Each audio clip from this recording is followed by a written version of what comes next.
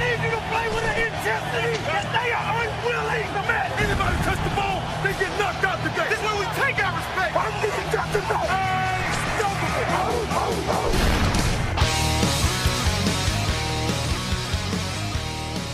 Bem-vindos ao podcast NFL Hoje, meu nome é Gabriel Martins e aqui comigo hoje, nesse Dia da Criança, parabéns, feliz Dia das Crianças para todas as crianças que estão nos ouvindo. Não sei se tem muita criança escutando aí, mas eu sei que o pessoal está começando a gostar de futebol americano cada vez mais novo.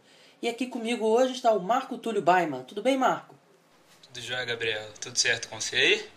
Tranquilo também, já aproveitei esse Dia das Crianças, esse feriado, não sou mais criança, mas também tenho direito a aproveitar o feriado, fui na praia, então já comecei o dia bem.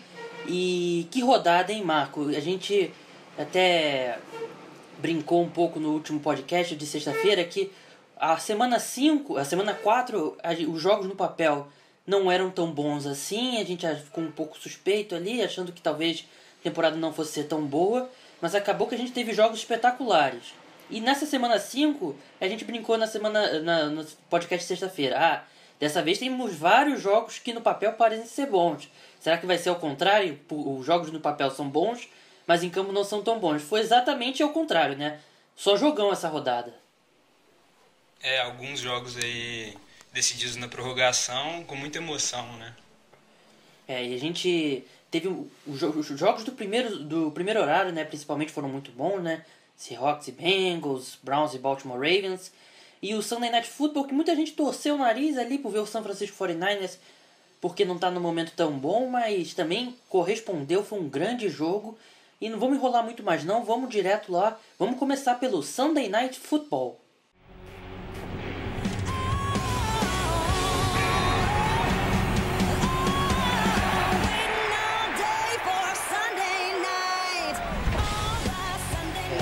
New York Giants recebeu o San Francisco 49ers e venceu por 30-27. Um jogo absolutamente fantástico. No primeiro tempo, a defesa do New York Giants parou muito bem o jogo corrido do 49ers. A defesa do Giants, que é uma das melhores contra o jogo corrido, apesar de não ter muitos jogadores de nome, né? E o primeiro tempo foi muito bom.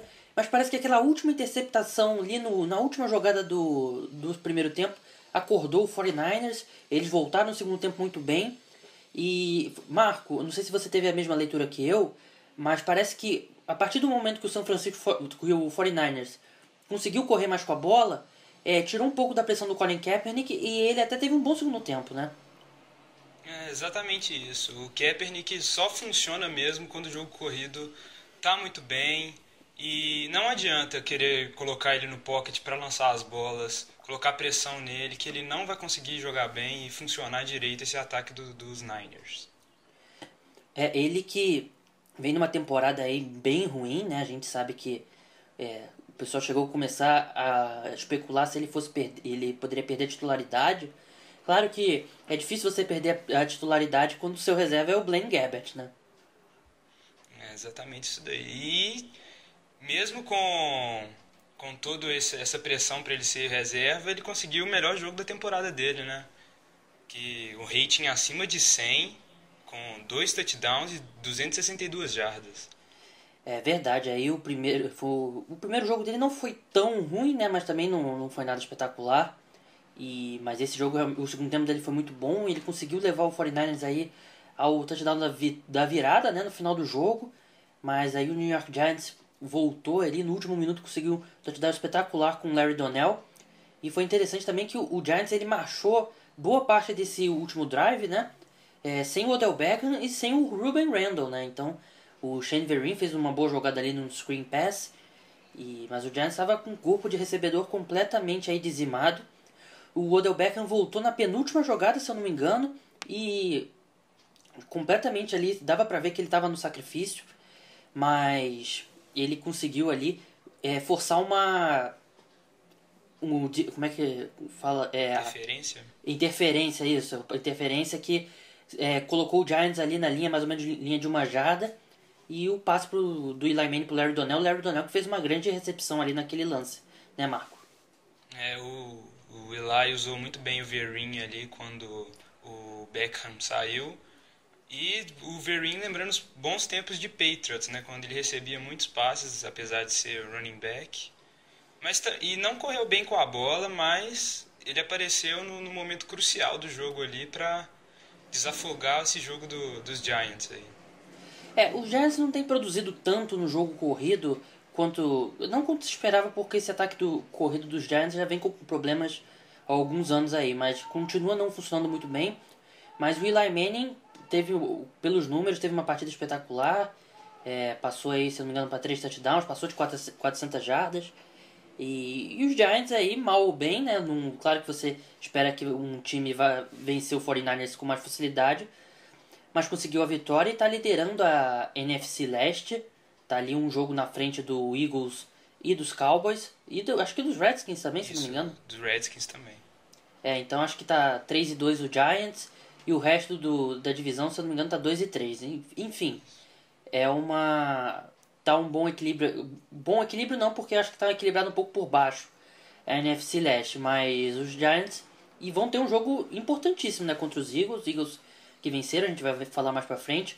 Vai ser um confronto aí pela liderança da divisão. Eu não sei exatamente como é que ficaria o desempate. Os Eagles, eles perderam para os Redskins, perderam para os Cowboys. Mesmo que o Eagles ganhe, os Giants ficariam na frente ainda, porque os Giants ficariam com uma vitória. Não, empataria. Enfim, era algo que a gente devia ter feito antes do programa começar. Mas enfim, vamos passar para o próximo jogo, que é o Seattle Seahawks perdeu por 24-27 para o Cincinnati Bengals. Outro jogo espetacular, né, Marco? Exatamente. A curiosidade desse jogo é que foi a primeira derrota desde a volta do Chancellor, né, na terceira semana que ele voltou. Mas a defesa do Seahawks fez uma batalha muito boa contra o ataque dos Bengals, apesar dos números não terem sido tão bons assim, só uma interceptação do Earl Thomas. Foi uma bela interceptação até para cima do AJ Green, um pouquinho erro do Andy Dalton, mas eu acho que é bem importante esse jogo para os Bengals, porque a gente sempre fica com aquele pé atrás com o Cincinnati Bengals por causa do Andy Dalton, que o Andy Dalton normalmente ele tem aquele jogo que ele vai mal, e normalmente são jogos importantes, e esse era um jogo importante, apesar de não ser o prime time, né, não ser um jogo à noite, não ser um Monday Night ou um Sunday Night, mas ele teve, talvez não tenha sido o melhor jogo dele na temporada em números, mas ele levou os Bengals aí a virada no final, o empate no final, e depois conseguiu o field goal da vitória. Então foi uma partida bem importante aí para os Bengals, que ficam 5-0. Pela primeira vez um time na AFC Norte começa a temporada 5-0. A gente sabe como é que essa divisão é tão equilibrada. A gente tem a sonora do Andy Dalton, né, a entrevista dele depois do jogo, e vamos ouvir o que ele falou aí. Yeah, I mean, I feel like I've got complete control of this offense. Hugh has done an unbelievable job with the way he's calling plays, the way he's getting guys, in space, getting guys the ball, and for us, it's huge. We feel like we've put ourselves in a good position. We've worked really hard to get here, and we have to keep playing at this level. Ele disse se sentir completamente em controle desse ataque. Diz que o coordenador ofensivo, o Hugh Jackson, vem fazendo um trabalho inacreditável, chamando as jogadas, fazendo substituições, colocando os jogadores em boas situações. E ele completou dizendo que está muito feliz, que eles trabalharam muito para chegar a esse ponto e que precisam continuar jogando nesse nível. Olha, eu não sei a opinião do Marco, mas para mim essa vitória me fez acreditar nos Bengals. Eu já acho que os Bengals têm condições até de repente de brigar com os Patriots pela melhor campanha no geral na AFC. Eu acho que foi uma vitória contra um time que o retrospecto do Seahawks não é tão bom, agora 2 vitórias e 3 derrotas, mas o Seahawks vem de 2 atuações muito boas na defesa, anulou os Bears, anulou praticamente os Lions, e os Bengals conseguiram 27 pontos contra essa defesa que está jogando no nível que a gente está acostumado. O ataque do Seahawks não está naquele nível ainda, mas até teve uma atuação melhor, o Thomas Rawls jogou muito bem, mas eu acho que é uma vitória daquelas importantes que faz o resto da NFL começar a acreditar. Eu sei que agora eu acredito nos Bengals, eu acho que eles, como eu falei, eu acho que eles têm tudo para brigar com os Patriots aí pela melhor campanha na NFC. O que você acha, Marco? Você agora também acredita nos Bengals? Eu acredito sim nos Bengals, tá 5-0 na temporada, tá disparado na primeira posição aí da AFC Norte. E o Andy Dalton conseguiu usar muito bem ali o Tyler Eifert, né, que teve 8 recepções para 90 jardas e 2 touchdowns. Usou também muito bem o AJ Green, que passou de 70 jardas. E o problema que a defesa também, né, dos Bengals foi muito bem, o cornerback e agora Adam Jones, uma interceptação e um sec. Mas o que eu vejo em problema nesse ataque dos Bengals é a saúde do Jeremy Hill, que ele vai ser essencial para os Bengals se quiser ir mais para frente nos playoffs. Ele teve só 8 carregadas para 13 jardas. E eu procurei mais cedo alguma notícia, alguma coisa sobre o Hill, e não estava falando que é a lesão que ele teve no tornozelo. O Jeremy Hill, eu assisti o jogo, se for um dos jogos que eu cobri na rodada. O problema dele acho que não é nem físico, como o Marco citou, ele até lidou com algum probleminha ali no tornozelo e tal. Mas o problema é que o Giovanni Bernard, quer dizer, o problema não pro Cincinnati Bengals, mas o problema pro Jeremy Hill é que o Giovanni Bernard tem jogado muito melhor e o Giovanni Bernard também ele é muito mais muito superior nas situações de passe, né? O Jeremy Hill é mais um jogador daquele corrida por dentro, situações curtas e tal. Ele até tinha meio que roubado a titularidade na última temporada, mas eu acho que o Giovanni Bernard está conseguindo pelo menos agora dividir aí as corridas no ataque dos Bengals e boa parte do jogo, nos momentos decisivos do jogo de domingo, quem estava em campo era o Giovanni Bernard. Então acho que não é nem tanto um problema mais. O problema é que ele não tem realmente jogado muito bem. O Giovanni Bernard bem dá uma tranquilidade muito boa para o Andy Dalton, porque ele não precisa ficar forçando o passe toda hora no AJ Green. Ele consegue ali inverter com o Tyler Eifert. O Jeremy Hill, quando entra pelo meio, quando ele vai bem, né? Quando, por exemplo, agora ele pegou uma defensive line muito forte e não conseguiu ir bem. E o Giovanni Bernard dá essa alternativa de correr pelos lados, receber bolas e não forçar tantos passes assim lá no AJ Green. É verdade, o Marco tocou num ponto excelente aí, que é forçar os passes, porque a interceptação que o Earl Thomas conseguiu foi realmente num passe forçado pro AJ Green. Então o Giovanni Bernard em campo realmente dá essa dimensão, o passe curto, o screen pass, e ele também está correndo muito bem com a bola, além de receber passe. Então esse ataque do Cincinnati Bengals é difícil encontrar um ataque mais equilibrado na NFL atualmente. Para mim, um dos melhores, se não for...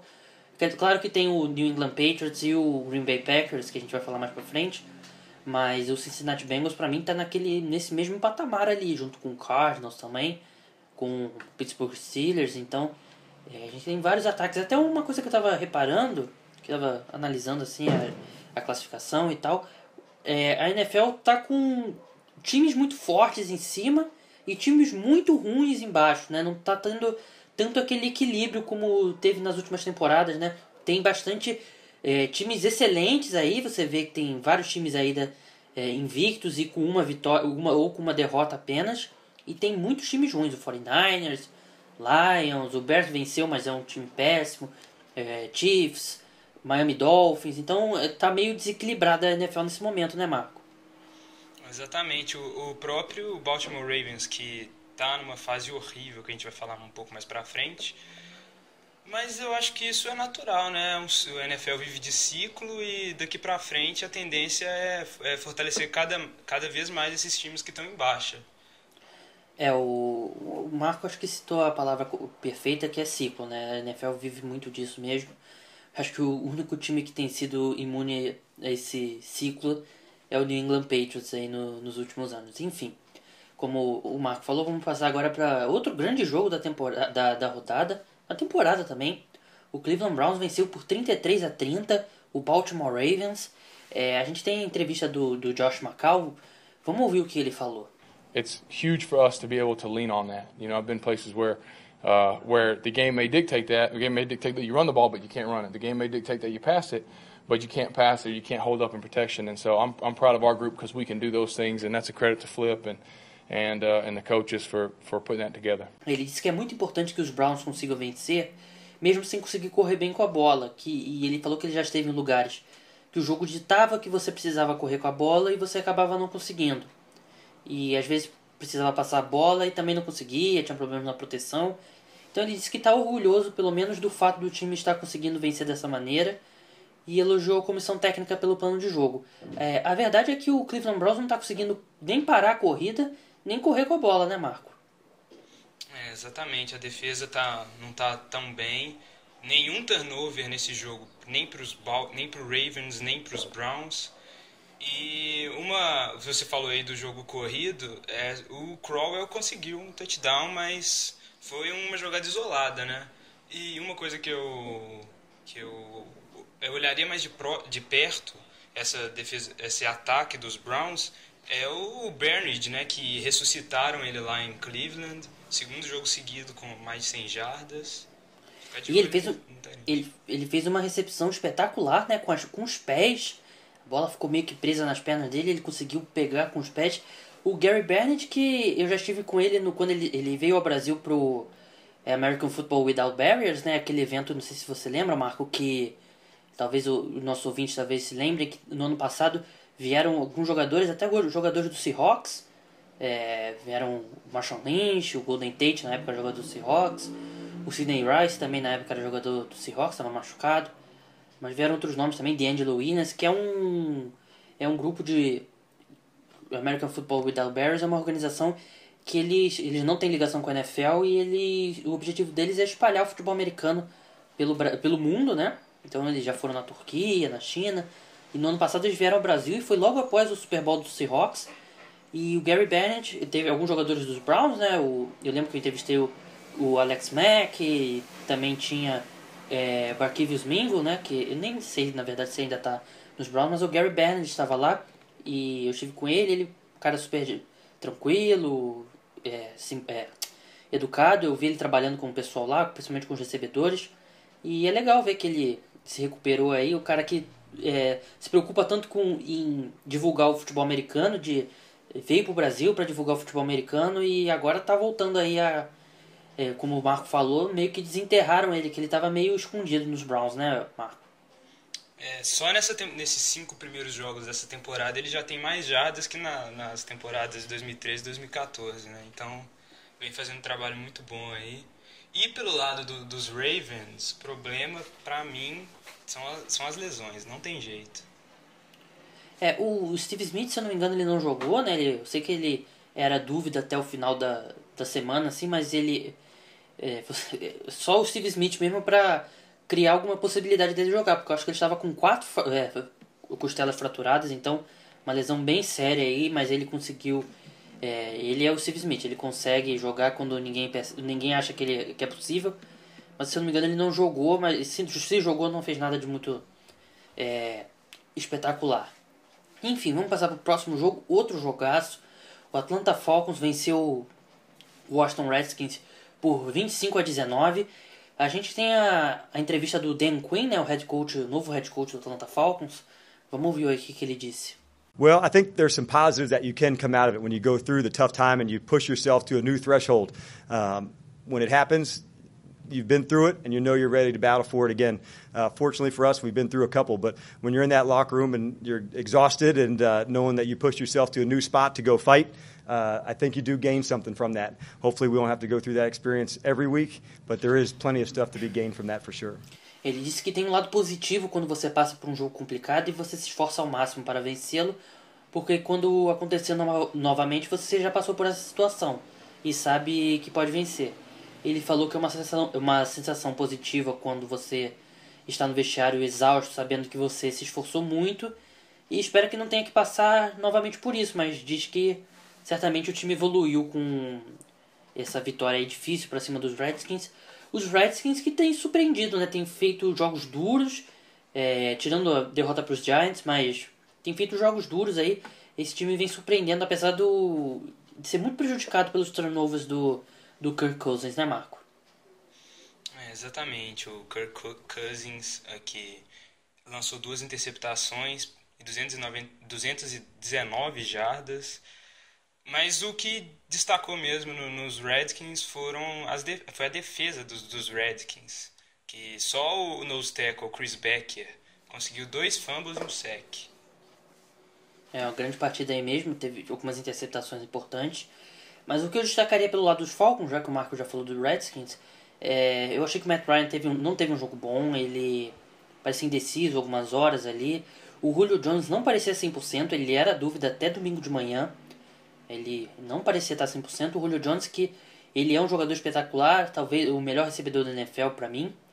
Mas ele já começa a aparecer ali, já teve um probleminha na coxa, um probleminha no pé. Problema no pé que já tirou ele de vários jogos. Então o Julio Jones, assim como boa parte da NFL, tem alguns problemas aí para se manter saudável. O Devonta Freeman continua voando. Ele teve mais um jogo de mais de 100 jardas, touchdown. E uma grande... Ele não é rookie, né, o Marco?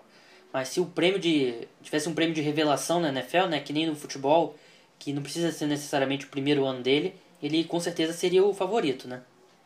Exatamente. Já está com 8 touchdowns na temporada. E com os problemas de saúde aí do Julio Jones, está dando uma nova vertente para o ataque do Atlanta Falcons.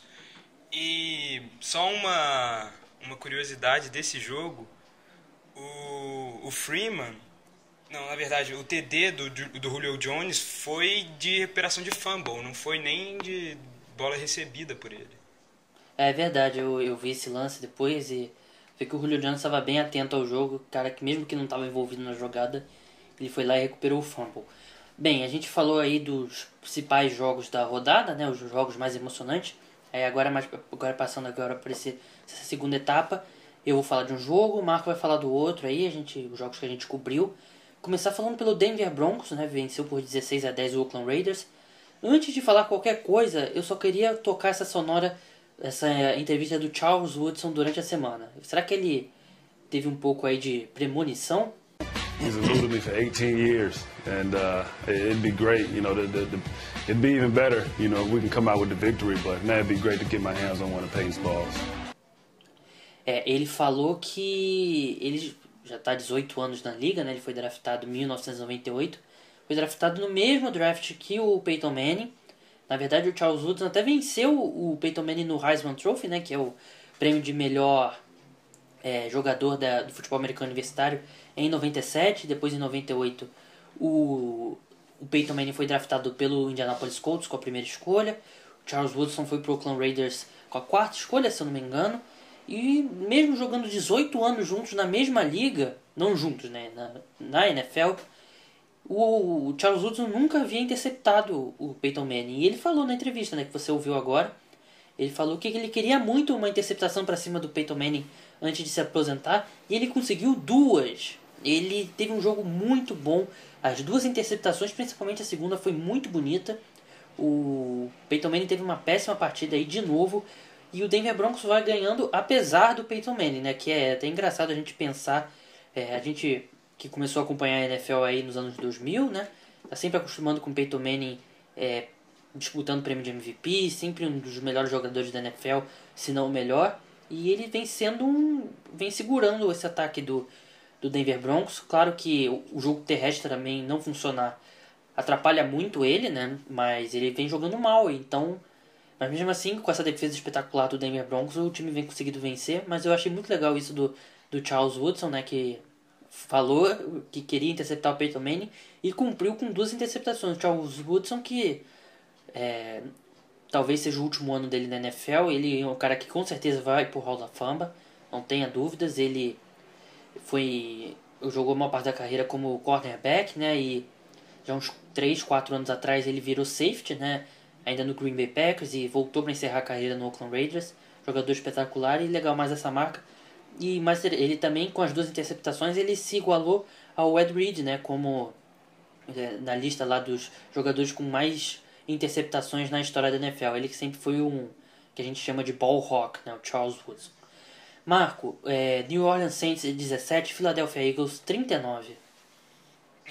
Mais uma vez o Bradford tendo um primeiro tempo péssimo e um segundo tempo voltando muito bem. 2 interceptações só no primeiro tempo. Um passe horrível pro Riley Cooper na endzone. Uma curiosidade é que o Bradford já é o quarterback com mais interceptações na red zone. E no segundo tempo, o ataque foi mais equilibrado porque o Bradford conseguiu tranquilidade pelo jogo terrestre, né? Que o Murray finalmente teve um jogo um pouco melhor, com 20 tentativas para correr, 83 jardas e um touchdown, mas quando comparado com o Ryan Matthews, ele novamente foi pior que o Ryan Matthews, que carregou a bola 8 vezes, 73 jardas e um touchdown. E pelo lado da defesa dos Eagles, também conseguiu descansar o ataque. Fletcher Cox aí conseguindo 6 tackles, 3 sacks e 2 fumbles forçados. E o Walter Thurman quase conseguiu uma pick six, né, uma interceptação retornada para touchdown do Drew Brees. E o Drew Brees novamente pagando todos os pecados aí da defesa do New Orleans Saints, que é uma das mais fracas da NFL. E o Drew Brees, apesar de não sofrer nenhum sack, ele achou muito bem o Snead e o Cooks, os dois para 11 recepções cada um não, somadas, e mais de 200 jardas somadas também. E é aquilo, o Brandon Cooks que voltou a aparecer, né? Era uma das grandes esperanças aí, principalmente quem joga fantasy sabia que era um cara que estava sendo draftado bastante alto, né? Ele teve um começo de temporada bem ruim e ele teve um touchdown longo, né, nesse jogo, né, Marco?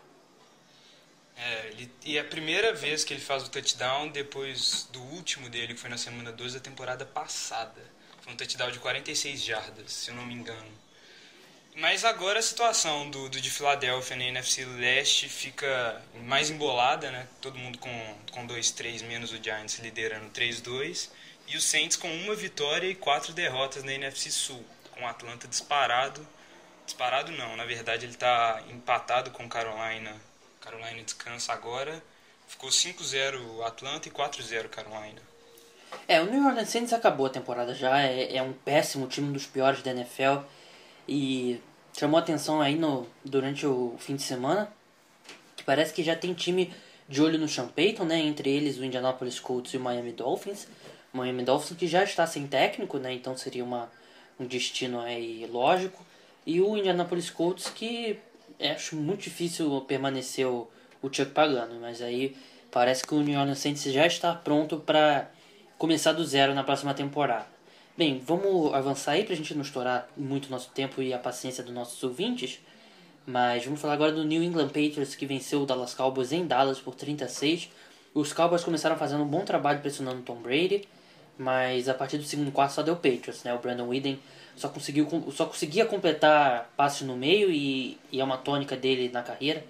O Brandon Whedon, que é o jogador aí que está há 4 anos na liga, e se eu não me engano já tem 31 ou 32 anos, né? Todo mundo sabe que ele foi draftado já bem com uma idade mais avançada, né? Se não me engano, foi draftado com 28, 29 anos, mas já começam a falar de Matt Castle lá no Cowboys, né? Porque o Tony Romo ainda não está perto de voltar. Na próxima rodada os Cowboys vão folgar, né? E talvez voltem para a semana 7 com o Dez Bryant, que já seria uma boa ajuda, mas os Cowboys estão com problemas sérios, né? Claro que mesmo com Tony Romo e Dez Bryant seria difícil vencer os Patriots, que vem numa fase muito boa, mas esse time tem tido muitos problemas e com esse ataque aéreo tão limitado, os times já podem concentrar mais em parar o jogo corrido. E foi exatamente o que o New England Patriots fez. E o Tom Brady, mais uma boa partida, né? Ele vem jogando aí em nível de MVP.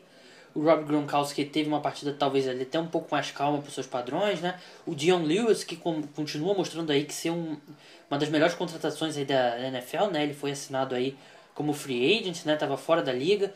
E é um dos caras, o Pro Football Focus, né, que é aquele site de métricas e estatísticas, muitas coisas eu discordo do Pro Football Focus, muitas não, mas algumas coisas, principalmente na avaliação de quarterbacks, mas em geral é um site muito legal, vale a pena você dar uma lida lá, entrar no site deles, e eles avaliam o Dion Lewis como o jogador que mais foge de tackles, né, é o jogador mais liso, né, digamos assim.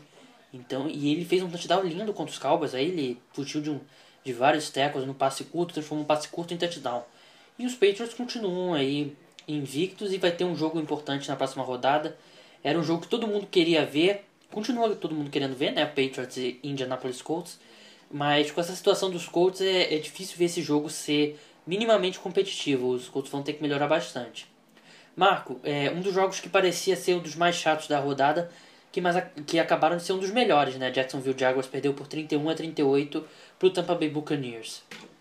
O Doug Martin lembrando aquela temporada de 2012, fazendo um ótimo jogo com mais de 150 jardas totais e para 3 touchdowns, 1 recebido e 2 corridos. E essa foi a segunda maior marca, na verdade, do Doug Martin, que a primeira ele conseguiu 4 touchdowns em 2012. E a outra peça do jogo corrido, o Charles Sims, também foi muito bem, muito versátil, recebendo bolas. Ele foi o alvo mais acionado pelo James Winston, com 4 recepções, e correu muito bem com a bola também, 12 tentativas para 51 jardas. E o James Winston conseguindo equilibrar muito bem as jogadas aéreas com um jogo terrestre, né? Ele conseguiu 85 jardas passadas só pro Charles Sims, e além do touchdown que foi pro Doug Martin, e 209 jardas totais passadas. E a defesa, uma coisa impressionante que eu achei, a defesa dos Bucs, aí com 2 turnovers e 6 sacks no Jacksonville Jaguars. E mesmo sendo pressionado desse tanto aí pela defesa dos Bucs, o Blake Bortles teve o melhor jogo da carreira, lançando 4 touchdowns para 303 jardas e 1 interceptação. A gente viu ele tendo muita paciência ali para encontrar a melhor opção na hora de passar, e mostra aí que ele pode ser um grande quarterback, está evoluindo muito bem aí nesse segundo ano de carreira. E além disso teve um rating absurdo de 125,4. Marco, eu tô olhando aqui os números do Jacksonville Jaguars. Eles tiveram apenas 55 jardas terrestres, né? E eu acho que é exatamente isso que você falou mesmo. O Blake Bortles vem mostrando aí muita evolução da temporada 1 para a temporada 2 dele, né? A segunda temporada dele. E ele já parece ser aí a resposta a longo prazo do Jacksonville Jaguars na posição de quarterback. Algo que é tão difícil de encontrar hoje em dia. Ele encontrou aí o Hurns para 116 jardas e 1 touchdown. E o Robinson para 72 jardas e 2 touchdowns. Mas é isso, né? O jogo terrestre, como você disse aí, não foi bem com o Yeldon, que também conseguiu um touchdown mais recebido. E tem que focar mesmo no Blake Bortles, que ele já está dando indícios aí que ele pode ser um grande quarterback. Eu acho que tem que apostar nele mesmo. Agora passando para o próximo jogo aí, o Arizona Cardinals atropelou o Detroit Lions por 42-17, falando rapidamente. Esse jogo que aí não teve muita disputa. Acho que o fato mais importante foi o Matthew Stafford, que foi pro banco, né, no terceiro quarto. O Jim Caldwell tirou o Matthew Stafford no terceiro quarto, porque por razões puramente técnicas, né, não teve lesão, jogou muito mal. E entrou o Dan Orlovsky. Para quem não lembra, Dan Orlovsky foi o quarterback que jogou mais jogos naquela temporada que o Detroit Lions terminou 0-16, né? Então eu não acredito como o Detroit Lions pode assinar novamente com o quarterback. Claro que não é culpa do Orlovsky, mas mesmo assim ele traz lembranças de um momento muito ruim da equipe, temporada que eles não ganharam nenhum jogo. E do lado dos Cardinals, né, se recuperaram da derrota para os Rams, mostraram que foi apenas falta de sorte, né, que realmente foi um pouco de azar aquela derrota para os Rams. E o Larry Fitzgerald e o John Brown continuam tendo ótimas temporadas, ajudando muito o Carson Palmer. Marco, rapidamente aí, acho que o jogo mais chato, apesar de ter sido disputado, mas deve ter sido um dos jogos mais chatos da rodada, Buffalo Bills 14 e Tennessee Titans 13. Eu acho que a única coisa assim que dá para destacar mesmo foi a atuação do Terry Taylor, que ele fez um jogo de Ken Newton, né, nas 4 primeiras rodadas, porque o McCoy estava lesionado e o Watkins também lesionado. E ele estava correndo muito bem com a bola, parecia um running back mesmo, ele não fugia do contato, fazendo muitas fintas, sem medo nenhum. E Bills correu com 6 jogadores diferentes, isso daí acho que é uma coisa também a se destacar. E pelo lado do Tennessee, o Mariota não teve um bom jogo em números, mas ele correu também bem com a bola, não fugiu do contato. E a defesa dos Titans também para mim foi uma surpresa, que conseguiu 4 sacks e foi uma das principais responsáveis aí pelo placar baixo desse jogo. O Tennessee Titans estava vencendo até o finalzinho do jogo, né? Até lembro que eu estava acompanhando pelo Twitter esse jogo e é uma defesa difícil de enfrentar, né? Ainda mais quando você é um quarterback novato, você enfrentar a defesa do Buffalo Bills comandada pelo Rex Ryan não é nada fácil.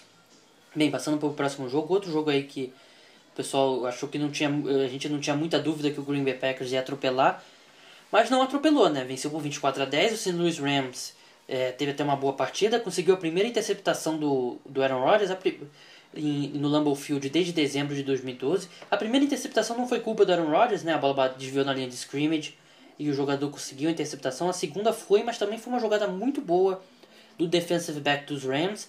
E o Todd Gurley, mais uma partida fantástica. Ele passou de novo de 100 jardas, se não me engano 140 jardas, não lembro certos números, não teve touchdown. Mas ele vai mostrando aí por que ele era tão bem cotado aí no draft. E já está mostrando aí, de repente, talvez seja um pouco prematuro, mas o que ele jogou nas últimas 2 semanas, pouquíssimos running backs jogaram melhor que ele nessas 2 últimas rodadas. Se sequer algum running back jogou melhor. Então, de olho aí em Todd Gurley, ele lembra muito o Adrian Peterson jogando, que ele é um running back alto, forte, mas mesmo assim muito rápido. Marco, o último jogo aí da rodada, o Chicago Bears surpreendeu o Kansas City Chiefs e venceu lá em Kansas City. Mais um jogo aí com muita emoção, Jay Cutler fazendo o melhor jogo da temporada dele, que não lançou nenhuma interceptação, e teve alguns momentos assim muito bons, com uns passes muito bonitos, assim, igual no touchdown, quando ele chegou perto ali do Kansas City, 13-17 no terceiro quarto, se eu não me engano, pro Marcus Wilson, que foi o segundo touchdown na carreira dele. E o lance final do jogo, né, que depois de um snap totalmente errado, a bola até escapou da mão do Jay Cutler, ele encontrou o Forte na endzone. E pelo lado do Kansas City, a perda do Jamal Charles, que o primeiro relatório aí da lesão dele mostrou que parece ser alguma coisa mais grave, rompimento ali parece que é o rompimento do ACL, né, que é do ligamento anterior do joelho, e sofre muito com esses problemas. A gente fica tentando imaginar se o Jamal Charles não tivesse tantos problemas de lesão, qual jogador ele seria, porque com esses problemas ele já vai muito bem. E é isso aí, todo mundo falando mal dos Bears antes da temporada começar e surpreendendo com a segunda vitória já na temporada. Pra mim o Kansas City Chiefs é um dos times mais superestimados da NFL. É um time que tem alguns jogadores de talento, mas é muito prejudicado. Primeiro, a linha ofensiva não vem jogando bem, mas não dá pra botar também toda a culpa. Eu vejo isso muito nos comentários e não só na nossa página, mas em toda a internet, o pessoal, quando é um quarterback que a gente gosta, a gente acaba falando, mas a linha ofensiva não está jogando bem. Mas também não dá pra colocar 100% da culpa na linha ofensiva, às vezes é culpa do quarterback mesmo. E o Alex Smith vem tendo uma temporada péssima, pra mim uma das piores, se não for a pior temporada dele na NFL. E se perder o Jamal Charles aí, acabou o ataque, né? Não existe mais ataque, porque ele é o coração dessa equipe e o que saiu até agora na imprensa americana, a gente está gravando esse podcast às 3 horas da tarde dessa segunda-feira, o que saiu até agora é que é rompimento do ligamento cruzado anterior. Não tem ainda confirmação oficial, mas se for mesmo isso, acabou a temporada do Jamal Charles. E você que tem ele no Fantasy, ou que não tem ele no Fantasy também, então vá atrás do Nile Davis, né, que no passado substituiu muito bem o Jamal Charles. Bem, esse foi o nosso podcast aí de segunda-feira, sempre com o resumo da rodada. Só você que está escutando e não viu ainda na nossa página, a gente postou um álbum aí com as fotos de vários jogadores da NFL quando eles eram crianças, né? Alguns jogadores aí bem diferentes, outros com a mesma cara, mas parece que é a mesma cara, só que no corpo de criança. Então é bem legal aí você ver como seus ídolos eram quando eram crianças. Marco, você tem mais alguma coisa que você queria falar antes da gente terminar? Queria destacar alguma coisa dessa rodada? Não, eu só queria dar um recado para os nossos ouvintes para seguir a gente lá no Twitter, né? @hojeNFL, porque na página do Facebook a gente já tem mais de 4.000 curtidas e no Twitter um pouco mais, só de 100, então fica muito desbalanceado isso daí, né? Boa lembrança do Marco. Vamos seguir lá o nosso Twitter. Eu eu que comando, né, pessoalmente o Twitter, então se você quiser, você manda o reply lá que eu respondo e a gente bate papo, eu faço alguns comentários de jogos lá no Twitter. É uma forma mais legal da gente interagir, uma forma mais fácil. Bem, meu nome é Gabriel Martins, você esteve comigo e com o Marco Túlio Baima nesse podcast de segunda-feira. Na quarta-feira a gente volta com mais um podcast, não sei ainda quem que vai estar aqui comigo, vai depender aí da escala. Vamos deixar aí um suspense. Feliz Dia das Crianças. Tchau!